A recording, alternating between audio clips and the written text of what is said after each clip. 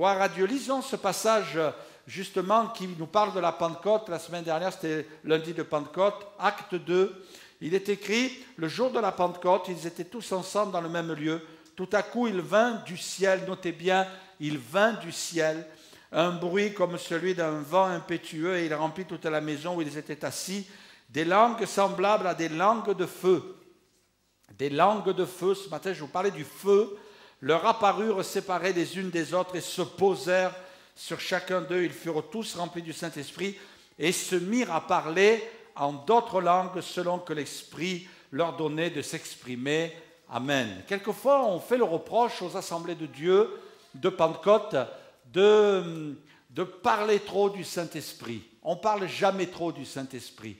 J'étais impressionné, il y a à peu près un an de cela, on était quelques-uns à une conférence, séminaire sur Paris, et c'était le pasteur Jim Sembala qui prêchait, et qui prêchait sur l'action du Saint-Esprit dans l'Église primitive. Et il a justement pris un texte du livre des Actes, et il disait, vous ne pouvez pas travailler, vous ne pouvez pas œuvrer, vous ne pouvez pas prêcher l'Évangile, vous ne pouvez pas prétendre à des miracles si vous ne laissez pas pleinement accès au Saint-Esprit. Et justement, il nous a expliqué de quelle manière on devait laisser accès au Saint-Esprit. Et là, mes frères et sœurs, j'ai été bouleversé parce que Dieu m'a appris quelque chose que je ne savais pas. Et c'est pour ça que je ne suis pas quelqu'un de friand qui va chercher la bénédiction à droite, à gauche, mais quelqu'un qui a soif de la parole de Dieu. Et puis, je ne veux pas me contenter de la prêcher. Je veux me contenter aussi de l'écouter, d'aimer écouter la prédication, d'aimer écouter la parole de Dieu. Et puis Dieu m'a montré quelque chose sur le Saint-Esprit. Et puis j'aimerais que nous puissions donner un plus grand accès au Saint-Esprit, que nous puissions donner une plus grande considération au Saint-Esprit. Ça ne veut pas dire qu'on va oublier le Père, on va oublier le Fils, absolument pas. Au contraire, le Saint-Esprit, il a cette particularité, c'est que c'est un esprit de révélation et qu'il va nous révéler la croix, il va nous révéler le Père, il va nous révéler cette dimension spirituelle. Le Saint-Esprit va nous révéler les Écritures, nous expliquer les Écritures, nous faire comprendre les Écritures, parce que le salut vient de l'action du Saint-Esprit. Le Saint-Esprit vient pour nous convaincre de péché, de justice et de jugement, nous dit l'Écriture. Le Saint-Esprit, c'est celui qui a inspiré 40 hommes qui ont écrit les 66 livres de la parole de Dieu. Ces hommes, ils ont été, nous dit, poussés ou littéralement soufflés par le Saint-Esprit pour écrire la parole de Dieu. Donc on ne peut pas se passer du Saint-Esprit. Mettre de côté l'action du Saint-Esprit, mettre de côté la puissance du Saint-Esprit, c'est finalement être voué à la mort spirituelle. On a besoin du Saint-Esprit. Et ce matin, dans mon cœur, il y a ce cri, et je voudrais que ce cri soit dans le cœur de chaque croyant.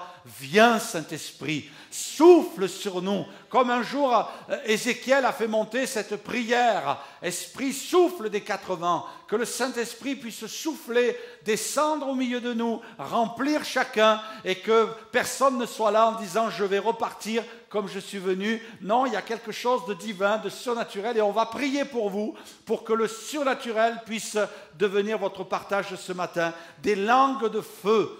Moi, ce que je note, c'est que le Saint-Esprit est comparé, entre autres, bien sûr, au feu qui descend, des langues, des flamèches, dira une autre traduction. Le feu va descendre, et j'imagine que quand les premiers chrétiens, les 120 qui étaient dans la chambre haute, ils ont vu les flammes de feu qui se posaient sur la tête de chacun, ils ont dû dire « Waouh, il y a quelque chose là que Dieu est en train de nous révéler ». Comme si tout l'Ancien Testament était en train de s'éclairer, comme les choses d'autrefois qui étaient écrites dans la parole et qui témoignaient du feu, eh bien venaient s'éclaircir dans l'esprit de chacun. On veut bénir Dieu ce matin.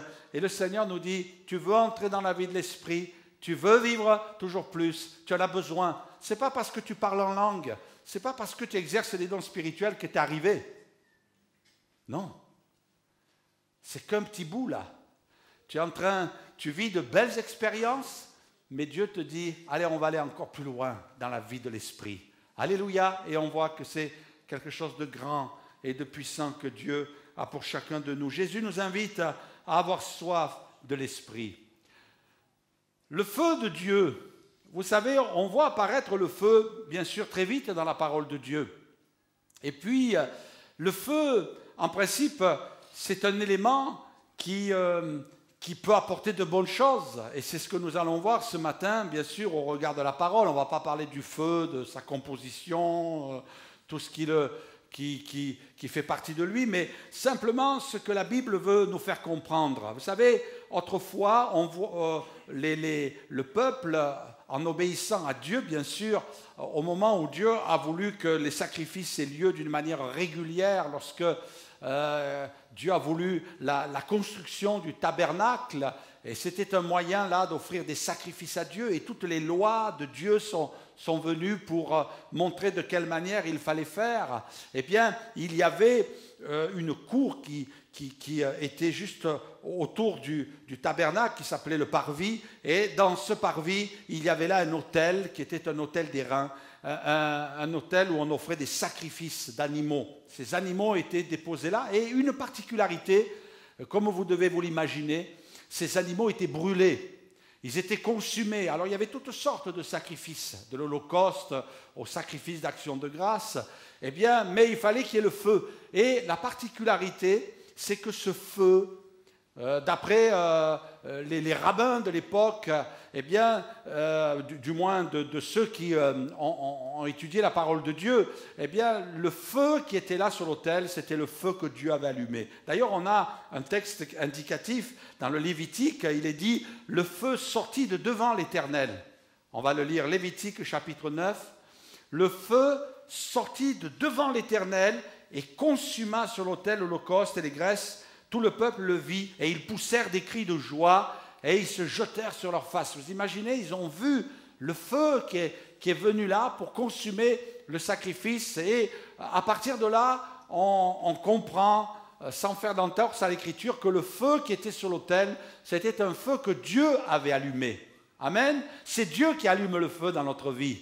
Alléluia, c'est pas Johnny, hein. C'est Dieu qui allume le feu dans notre cœur. Dieu veut mettre le feu dans ta vie, il veut mettre le feu dans ton cœur. Est-ce que ce matin, tu es là comme un petit peu ressemblant à cet autel de sacrifice, comme te présentant devant Dieu en disant « Seigneur, tu ne nous invites pas, nous, à venir avec un animal, avec une brebis, avec un agneau, avec un bœuf pour t'offrir en sacrifice, mais ce matin, Seigneur, ce que tu veux, depuis le sacrifice de la croix, depuis Jésus qui a tout accompli, maintenant tu attends un autre sacrifice, c'est le mien.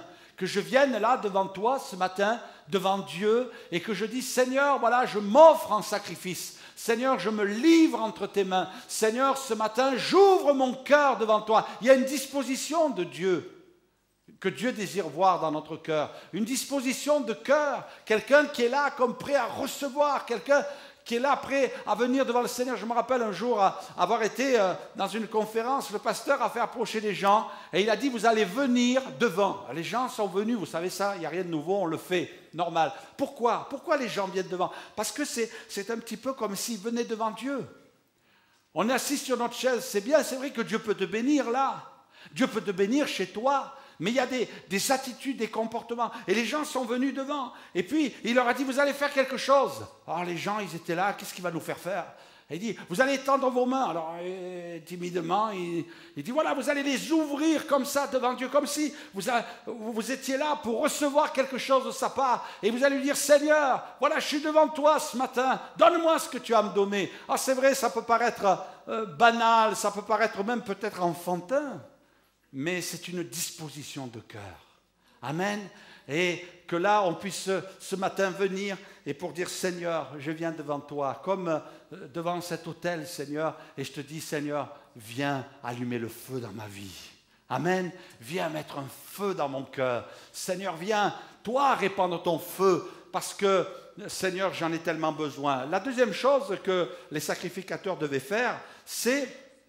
Il est dit au chapitre 6 du Lévitique, il est dit le feu brûlera sur l'autel et ne s'éteindra point. Il ne fallait pas qu'il s'éteigne ce feu-là. Et il est dit, chaque matin, le sacrificateur y allumera du bois, rangera l'holocauste et brûlera la graisse des sacrifices d'action de grâce. Le feu brûlera continuellement. Amen. Continuellement sur l'autel et ne s'éteindra point. Ah, notez bien, c'est Dieu qui allume le feu. Donc, pas besoin d'arriver avec ses allumettes ou son silex, ou d'arriver avec un feu comme ça. Non, c'est Dieu qui allume le feu. Par contre, Dieu dira, c'est au sacrificateur de l'entretenir. Et Dieu aurait pu tous les matins allumer le feu. Tous les matins, il aurait pu allumer le feu, mais il ne le fait pas. Pourquoi? Comme à la Pentecôte, ça s'est passé une fois, Dieu a allumé le feu, et le feu, il continue à brûler. Amen. Le feu continue à agir. Et notre responsabilité à nous, c'est de veiller à ce que le feu ne s'éteigne pas. Eh oui, c'est tellement important de veiller à ce que le feu ne s'éteigne pas. Hein? Aujourd'hui, on n'a pas, pour beaucoup, vous n'avez pas cette tâche importante, mais nous, le pasteur Bruno et moi, on a une tâche importante à la maison. Heureusement que nos femmes, elles ont des vrais hommes à la maison. Hein? C'est qu'on doit être des bûcherons. Et il faut rentrer le bois et il faut le mettre dans le feu. Et puis on doit faire ça régulièrement. Bon, vous inquiétez pas, on a arrêté là en ce moment. Hein. C'est fini, on ne fait plus de feu. Hein. Mais en principe, eh bien, c'est une charge. Oh, bon, on ne reste pas toute la journée à la maison. Et puis notre rôle, c'est le matin de prévoir le stock. Parce que nous, on est des hommes vraiment attentionnés à l'égard de nos épouses. On ne veut pas qu'elles forcent trop. Et puis on leur prépare le bois le matin pour que dans la journée, si on n'est pas là, eh bien qu'elles puissent se fournir pour que le feu ne s'éteigne pas. Et dans notre vie, c'est pareil. Il faut veiller à ce que le feu ne s'éteigne pas. Et quand il a tendance à baisser, eh bien Dieu nous dit, allez viens me rencontrer, viens dans la chambre, mets-toi à genoux, prie, viens implorer la grâce de Dieu. Alléluia. Oh, j'ai bien aimé, il n'y a pas longtemps, peut-être vous avez lu cette histoire, j'ai lu une histoire, ça m'a intéressé parce que c'est un pasteur qui est allé faire une visite. Alors, attention pour ceux qui ont une cheminée chez eux, parce que si je viens faire une visite chez vous, elle risque de ressembler. Non, sûrement pas. Le pasteur est arrivé, c'était en plein hiver, il est allé voir un frère, parce que les sœurs, elles sont bouillantes, il n'y a pas de souci. Il est allé voir un frère qui depuis, un frère fidèle, qui marchait avec Dieu, qui marche avec Dieu. Il est allé le voir, parce que depuis quelques semaines, il ne le voyait plus à l'église. Et il faisait très, très, très froid, il a affronté le gros froid, il est arrivé chez le chrétien, et il a vu le chrétien qui lui a ouvert gentiment la porte et puis qui l'a fait asseoir auprès de la cheminée. Et tous les deux c'est un foyer ouvert, tous les deux se sont assis à côté de la cheminée. Et puis le chrétien d'un côté, le pasteur de l'autre, et tous les deux silencieusement regardaient le bois en train de brûler. Et il n'y a pas eu de mots. Les minutes ont passé. Et puis, à un moment donné, le pasteur s'est levé. Et le chrétien a dû se dire, tiens, qu'est-ce qu'il va faire? Il a pris la pince, il est allé dans le foyer, il a pris une braise et il l'a sortie du foyer et il l'a mise devant la cheminée. Et il s'est rassis. Et il n'a rien dit.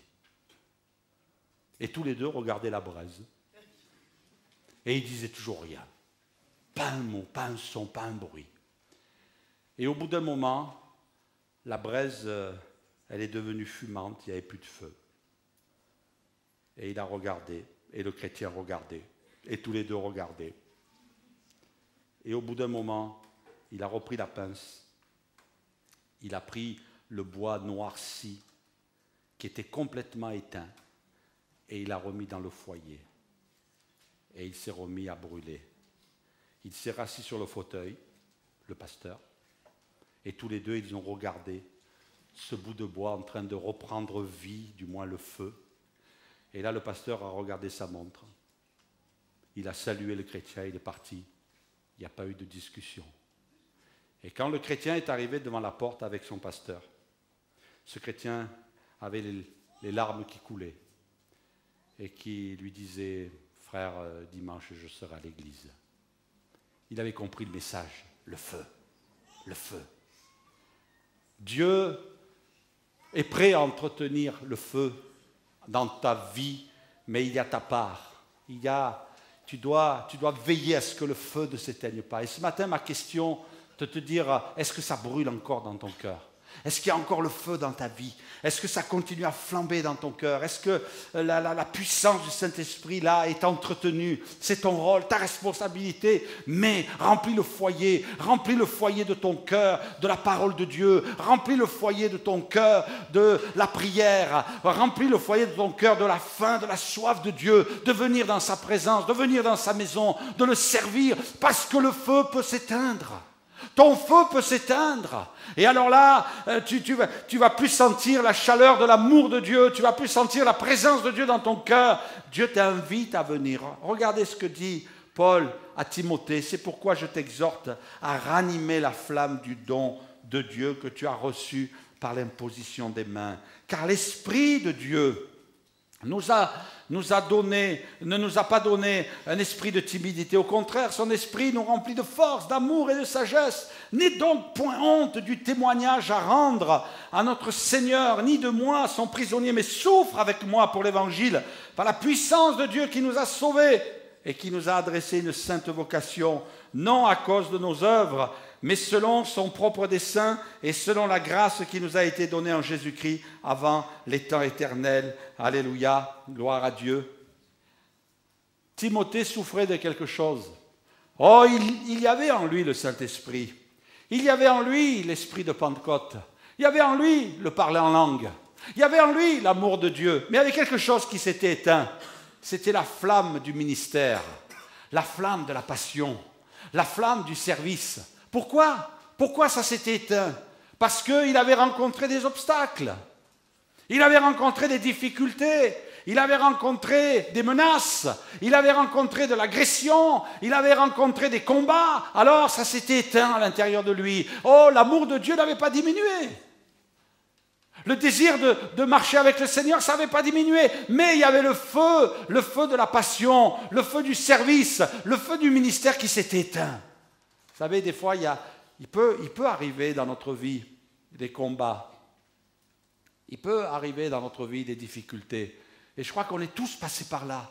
Personne ce matin peut dire « Ah ben non, moi, ça a toujours été facile ». Mais on a rencontré, et même nous-mêmes, on va jeter la pierre à personne, mais des moments où on était découragés, où on a dit « Bon, allez, on va arrêter ça ». Des chrétiens qui se sont rétractés, peut-être même aussi des pasteurs. Ça arrive, des pasteurs découragés, des pasteurs qui sont là et qui vivent des combats, vivent des attaques, vivent l'adversité. Je me rappelle ce pasteur qui était passé par des moments difficiles. Et puis, un jour, à cause de la difficulté, il a demandé à un autre pasteur de venir. Et il savait qu'il faisait venir. Il a fait venir un pasteur qui brûlait dans son cœur pour le Seigneur. Et alors, ce pasteur a prêché, et à la fin du culte, eh bien, pendant qu'il était en train de faire l'appel, eh bien, il s'est levé de sa place. Il est allé vers le prédicateur, se demander ce qui arrivait. Et il lui a pris le micro.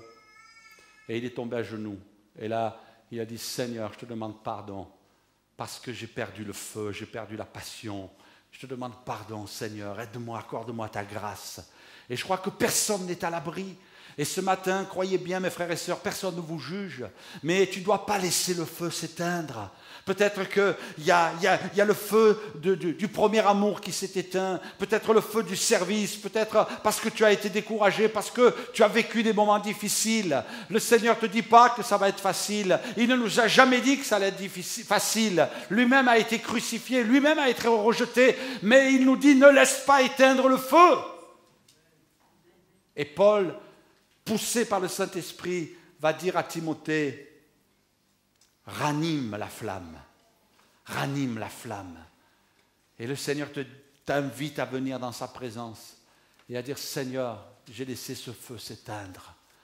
Tu avais mis sur mon cœur quelque chose, Seigneur. Oh, je me rappelle combien c'était bon, Seigneur, dans ta présence. Je me rappelle un jour aussi être allé à un séminaire de pasteurs et puis là, vous savez, on a une attitude, un comportement assez particulier. On est là, on arrive avec notre Bible, et puis on a un papier à côté, et puis on dit, vas-y, pasteur, prêche, je vais prendre des notes. Et puis, à un moment donné, il commence à parler, et puis au bout d'un moment, je ferme ma Bible.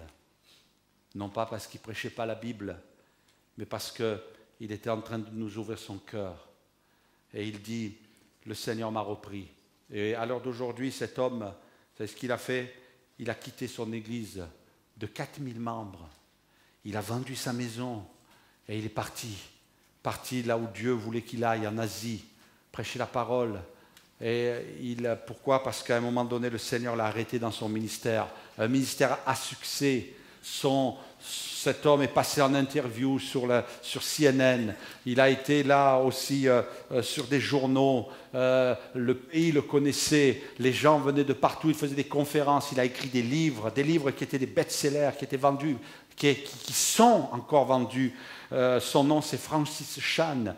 Et puis, il s'est mis là à nous dire qu'à un moment donné, dans son ministère, il était là avec bien des... un certain professionnalisme, avec des capacités, avec des dons, avec des bonnes prédications, avec des bons appels, avec des bénédictions. Et le Seigneur l'a arrêté. Il lui a dit, Francis, rappelle-toi au début, quand tu étais seul dans ta chambre et que tu prenais ta guitare et que tu chantais.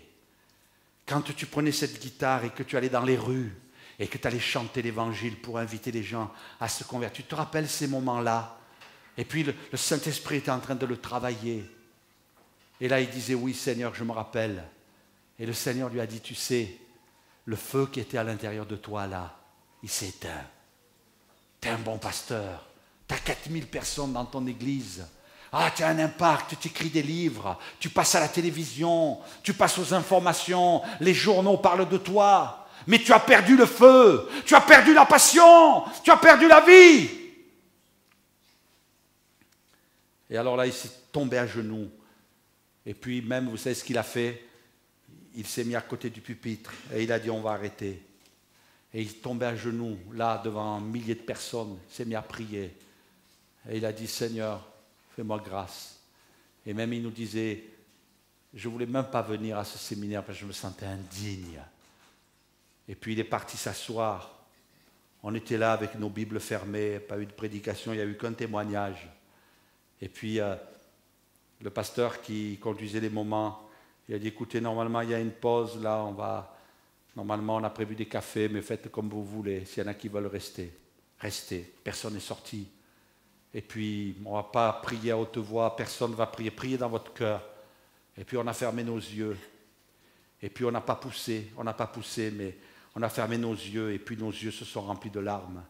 Et on s'est mis à pleurer, on entendait des gens de droite et de gauche, et puis ce n'était pas de l'imitation, mais c'était l'action du Saint-Esprit, comme si le Saint-Esprit nous disait, mais ton cœur, ta passion, c'est passé où?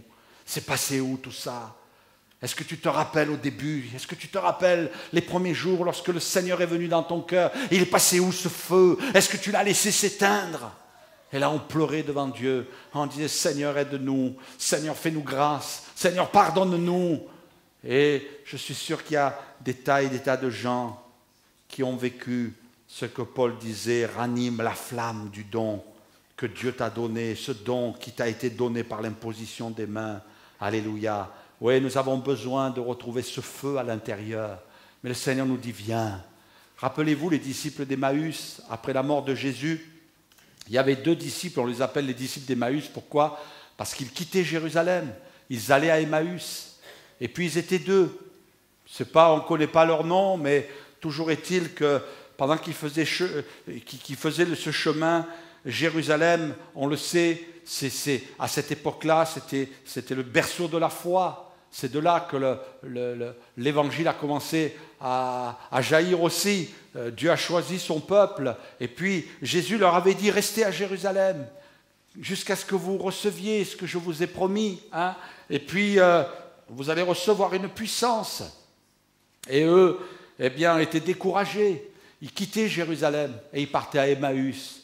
Emmaüs, c'était une ville paisible, une ville de repos, une ville où les gens qui avaient fini leur carrière, souvent les Romains à cette époque-là, qui avaient fini leur service militaire, allaient là-bas. C'était une ville de repos, une ville paisible, une ville quelque part où les gens se retiraient, passaient des jours paisibles. Et eux partaient là-bas, c'était tranquille, Emmaüs. Et puis qu'est-ce qui s'est passé? Jésus leur est apparu en chemin. Amen. Gloire à Dieu pour Jésus qui nous apparaît en chemin. Amen. Gloire à Dieu pour Jésus qui vient nous parler dans les prédications. Gloire à Dieu pour Jésus qui vient nous reprendre. Gloire à Dieu pour Jésus qui vient nous parler alors que nous sommes à genoux dans notre chambre et qui nous dit fais ceci, fais cela, fais pas ceci, fais pas cela. Et là tu as fait quelque chose qui ne me plaît pas. Et là tu as un comportement qui ne me plaît pas. Gloire à Dieu quand le Seigneur vient nous reprendre. C'est bon signe, c'est qu'il a encore accès dans notre cœur. Et là, Jésus a parlé, il leur a parlé des Écritures. C'est bon de venir écouter la parole de Dieu. Alléluia. Est-ce que vous savez que le Saint-Esprit descend quand nous ouvrons la parole de Dieu? Oui, relisez dans les Actes. Alors que Pierre était en train de prêcher dans la maison de Corneille, le Saint-Esprit est descendu. Oh, merci Seigneur. Moi, je serais content que le Saint-Esprit descende pendant que je prêche pour dire, bon, allez, ça suffit, tais-toi maintenant, je prends le relais. Et que le baptême du Saint-Esprit descende, embrasse des cœurs et des vies, alléluia. Oui, notre Dieu est puissant. Et puis là, Jésus parlait avec les disciples. Pendant qu'ils allaient à Emmaüs, il leur parlait. Et vous savez ce qu'ils ont dit? Dans Luc chapitre 24, 32, et ils se dirent l'un à l'autre, notre cœur ne brûlait-il pas au-dedans de nous, lorsqu'il nous parlait en chemin et nous expliquait les Écritures. Alléluia. Notre cœur ne brûlait-il pas le feu de Dieu quand on est en contact avec les Écritures? Il n'y a rien qui doit te remplacer les Écritures. Rien. Rien qui doit te remplacer la présence de Dieu. Garde contact avec la parole de Dieu. Garde contact avec l'Église. Et puis, j'aime bien dans la version Semeur, il est dit, ils se dirent l'un à l'autre, n'avons-nous pas senti comme un feu dans notre cœur? Alléluia. Oh, j'ai un collègue pasteur qui a raconté cette histoire. Il s'apprêtait très tôt le matin à partir en convention, et la veille au soir, comme c'était un gros hiver décidément, c'était la période de l'hiver, vous savez ce qu'il a fait? Pour que sa voiture démarre bien, maintenant on a un petit peu moins de difficultés avec ça, mais ça doit remonter à quelques années en arrière, il a mis une couverture sur son moteur. D'accord? Il a mis une couverture sur son moteur, comme ça il a dit demain matin en me levant, je vais enlever la couverture, je vais démarrer la voiture, et je vais chercher un autre pasteur au passage, et on va aller tous les deux en convention. Il s'est levé le matin très tôt, et comme vous pouvez vous l'imaginer, pour que mon histoire ait un petit peu d'agrément, il a oublié la couverture. Mais la couverture ne l'a pas oubliée. Et il a roulé, et il faisait causette avec son collègue pasteur à côté. Ça va, tu as eu un bon culte? Oui, j'ai un bon culte. Et puis, tu as eu des inconvertis? Oui, j'ai converti. Et ils étaient sur l'autoroute, et au bout d'un moment, la voiture s'est mise à brûler. Terrible, hein? Ah ouais. Ils avaient tellement le feu en eux, ils ont enflammé la voiture. Et puis, qu'est-ce qu'ils ont fait? Oh, grosse panique, ils se sont arrêtés sur le bas-côté de l'autoroute. Et puis, oh là là, ils ne savaient pas comment éteindre tout ça. Et puis, ce qu'il y a de merveilleux, c'est qu'un autre automobiliste passait par là. Et puis, il s'est arrêté devant. Il s'est arrêté devant et il est venu leur porter secours. Je ne sais pas si c'était un ange, mais toujours est-il, il est venu porter secours. Qu'est-ce qui vous arrive? Oh là là, on a oublié la couverture et la voiture a brûlé. Bon, ben, ils l'ont regardé brûler. Hein. Ils ne pouvaient rien faire, ils n'avaient pas d'inspecteur, il n'y avait pas de pompiers, tout ça. Oh, il dit, je peux vous aider, tout ça. Et ils ont discuté entre eux. Bon, il faudrait peut-être qu'on aille chercher les pompiers, on fasse quelque chose, je vous amène devant une borne. Et puis la voiture brûlait. Et au bout d'un moment, à force de brûler, les freins ont lâché. Et la voiture, elle a commencé à partir, toute seule. Et puis elle est rentrée dans l'autre voiture qui s'était arrêtée pour porter secours. Mais ce que vous ne savez pas, c'est que ce n'est pas fini. C'est qu'elle a mis le feu à l'autre voiture. Les pasteurs qui font brûler les voitures. Ah ouais, enfin, tout ça pour dire une chose, peut-être, mais c'est une histoire vraie, je n'allais pas trouver une autre, hein, mais c'est une histoire vraie pour vous dire que le feu, ça se propage. Bon, c'est malheureux, ne vous inquiétez pas, ils s'en sont remis, les assurances sont bien remboursées. Mais toujours est-il que Le Seigneur met le feu dans votre cœur pour que vous puissiez le communiquer. Amen. Là, vous pouvez dire Amen. Pour la voiture du pasteur, bon, tant pis. Que Dieu les bénisse. Bon, vous inquiétez. Ce n'est pas la peine de prier pour eux, c'est bon. Hein, ça remonte assez loin. Mais ils doivent s'en rappeler. Mais toujours est-il que le feu, c'est quelque chose qui se propage. Le Seigneur nous a donné le feu, non pas pour qu'on le garde à l'intérieur, mais qu'on le propage. La particularité du feu de l'Esprit, c'est de le partager, de le propager, de le communiquer, de le donner. On peut mettre le feu. Jésus a dit, vous recevrez le Saint-Esprit et vous serez mes témoins. Vous recevrez une puissance, le Saint-Esprit survenant sur vous. Dieu va allumer le feu dans votre cœur pour que vous puissiez le donner. Alléluia. Quelqu'un disait, brûlez. Brûlez, l'Église qui brûle, eh bien, brûlez, et les autres viendront vous voir brûler. Amen.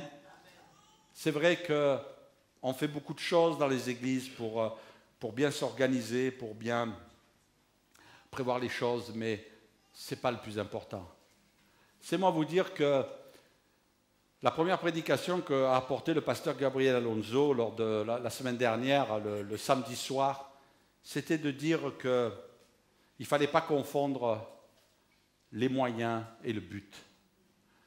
Nous avons toutes sortes de moyens, mais les moyens que nous avons ne seront jamais le but. Nous avons des moyens pour aller à l'église. Nous avons des moyens pour être dans l'église. Nous avons des salles, nous avons sonorisation, vidéoprojecteur, nous avons des musiciens, nous avons tout ce qu'il faut. Tout ça, ce sont des moyens. Mais le but, c'est le Seigneur. On vient rencontrer le Seigneur. On vient le voir lui. C'est bien que dans l'église, on ait des amis. C'est très bien. Il faut qu'on ait des amis dans l'église. Mais nos amis, ce n'est pas le but. C'est le moyen. Aussi, on est là rassemblés, mais notre but, c'est le Seigneur Jésus. Alléluia. Et il faut qu'on ait ce but, le but d'avoir toujours les yeux fixés sur lui. Malheureusement, on a vite fait de glisser vers la religiosité, on a vite fait de glisser vers des habitudes, mais le Seigneur nous invite, lui, à venir dans sa présence, à venir chercher sa face. Et puis, non seulement ça, mais si nos yeux sont fixés sur Jésus, d'autres viendront pour voir Jésus, pour rencontrer Jésus. C'est ça qui est important. Je vais inviter les musiciens, s'il vous plaît. Oui, le Seigneur nous dit, toi, sois fidèle, et au travers de toi, je vais mettre le feu. Paul était à Corinthe, il était découragé. C'était dur, Corinthe.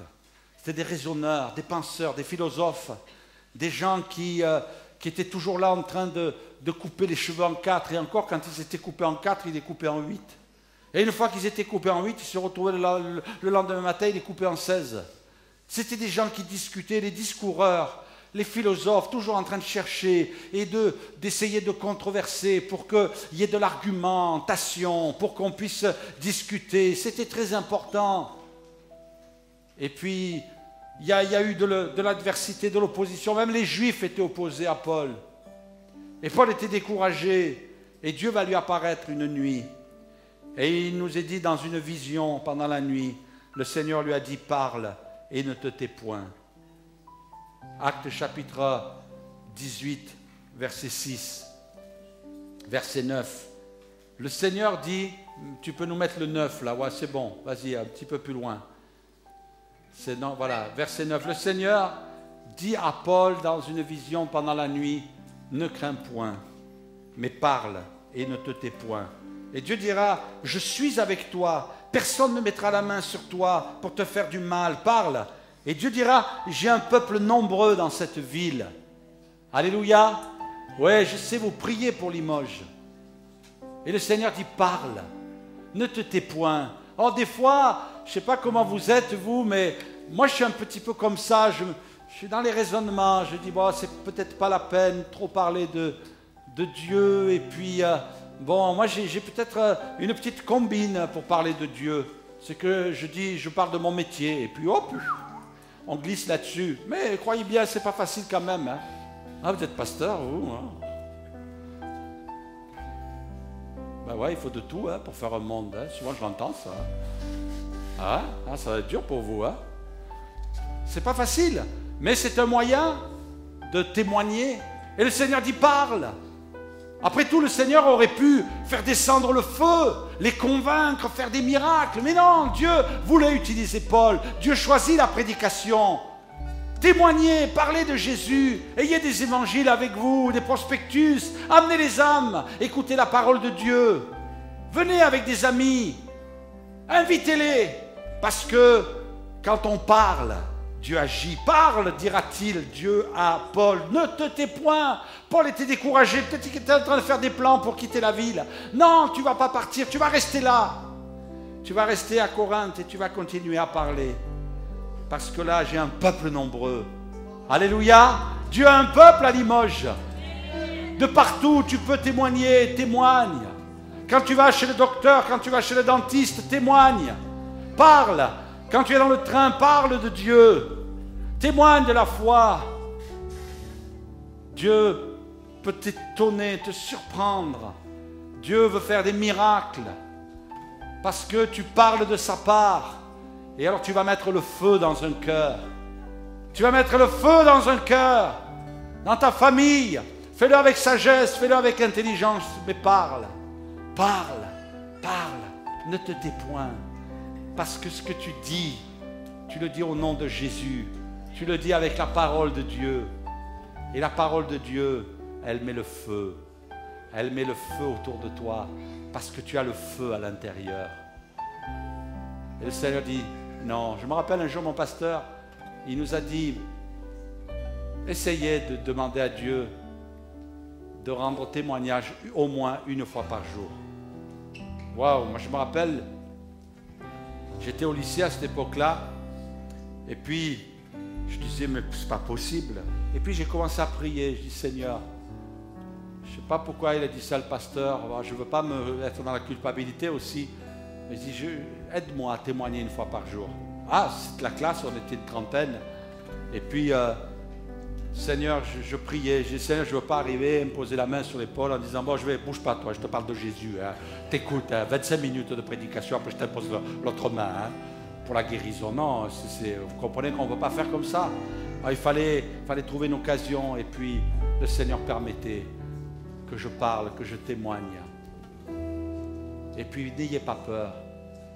Hier, il y a quelqu'un de ma famille qui m'a envoyé un message, et je pense qu'elle est peut-être en train de m'écouter parce que je l'ai invitée à écouter la prédication. Je vais rester discret. Téléphone et... Enfin, du moins, elle m'envoie un petit message texte avec le numéro de téléphone. Appelle-moi, Alain, s'il te plaît. Je vais parler avec toi. Et puis,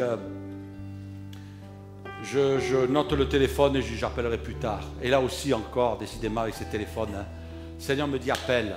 Oh, je dis non, j'appellerai plus tard. Et je sens dans mon cœur une insistance. Il ne faut pas résister au Saint-Esprit. Appelle. Et puis, non, il est midi moins le quart, j'ai la réunion de prière à midi et demi. Le Seigneur me dit, mais tu as le temps, appelle. Ah, je fais le numéro. J'appelle, je fais allô. C'est Alain à l'appareil. Ah, ouais, content. Ah, on commence à discuter. On a tout essayé. On a essayé les médicaments. On a essayé le docteur. Et aujourd'hui, on a décidé, mon compagnon et moi, d'essayer la prière. Tout cuit, mes amis. Quand on vous dit ça, vous n'avez plus rien à faire. Hein? Ouvre ta bouche, vas-y. Et là, je commence à parler. On est prêt à faire des kilomètres, me disent-ils, pour aller dans une église. Dis-nous où il faut aller. Tout cuit. Dis-nous où il faut aller. On est prêt à faire des kilomètres. Je dis, vous habitez où? On habite là. Pas la peine, vous avez une église à côté. Ah ben encore mieux. Et puis, écoutez, je pense que le mieux, c'est que vous appeliez le pasteur de cette église. Vous l'appeliez. Et vous dites, vous l'appelez de ma part, je le connais un petit peu. Vous dites, voilà, on fait partie de la famille. Hop. Et puis, j'ai reçu un message dans la soirée, on a appelé le pasteur tout de suite. On a rendez-vous mardi matin à 11h avec le pasteur. On veut qu'il vienne prier. Et il va venir prier à la maison. On veut que notre maison soit bénie. Alléluia, parle, ne te tais point. Et vous savez, il y a combien de temps que je leur ai témoigné? Ça fait plus de 30 ans que je leur ai témoigné. Et c'est maintenant qu'ils téléphonent et qu'ils disent, on veut que le pasteur vienne à la maison. Alléluia. Et le pasteur va aller les voir mardi matin. Et j'ai dit, on va prier pendant le jeûne et prière. On a prié pour eux. Et le Seigneur va les bénir, j'en suis convaincu. Le Seigneur va agir. Parle de tes points. Peut-être qu'à un moment donné, tu t'es fait rabrouer. Peut-être que tu t'es fait moquer. Peut-être même que tu as fermé la porte au nez. Mais il y aura des moments où 30 ans après, peut-être même 40 ans après, le Seigneur va parler à leur cœur et il va allumer un feu. Le jour où Dieu va les visiter, ce sont des charbons ardents que tu amasses sur sa tête. Alléluia! Et il y a le moment où Dieu va mettre l'étincelle et il va allumer le feu dans leur cœur. N'aie pas peur de témoigner. Peut-être on va te ricaner, peut-être on va t'insulter. Je vais vous dire, mes frères et sœurs, il y a même des membres de la famille qui ont dit on va aller le voir, on va lui casser la figure. Parce qu'il a parlé à quelqu'un qu'il fallait, avant de mourir, qu'il se tourne vers Dieu. Alors, là, il a dit des choses qu'il ne fallait pas dire. Il n'aurait pas dû lui dire qu'il allait mourir. Alors on va aller le voir, on va lui casser la figure. Mais celui à qui j'ai dit, il faut que tu donnes ton cœur à Jésus, il a donné son cœur à Jésus avant de mourir. Parle et ne te tais point. Parle et ne te tais point.